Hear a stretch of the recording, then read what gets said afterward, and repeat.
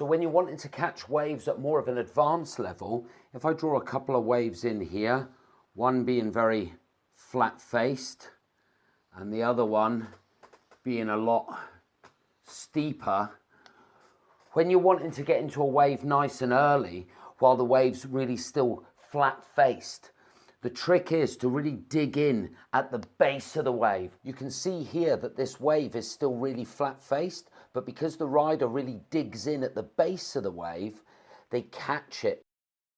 Dig in early. This will give you a much higher chance of getting into a wave when it's still relatively flat-faced. The same goes for when you're taking off on steeper waves. When you're not wanting to, when you're suddenly faced with a wave and it's a really good wave, but it's already getting steeper and you're thinking, whoa, I wouldn't mind having a shot of that, rather than sort of panicking, going, it's already starting to lip up.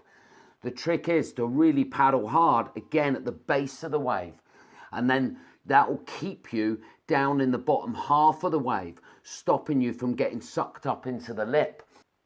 Now you can see here this wave's already a lot steeper, but again, because the rider really paddles hard at the base of the wave, it keeps them lower down in the face of the wave, and it allows them to take off on a flatter part of the wave and not getting taken up into the lip. And you can see as they jump to their feet, they're already halfway down the wave because they never got taken up into the lip because they dug in early. This is why you'll see top professional riders being able to take off on what they describe sometimes as taking off under the hood. They take off and slot straight into the barrel.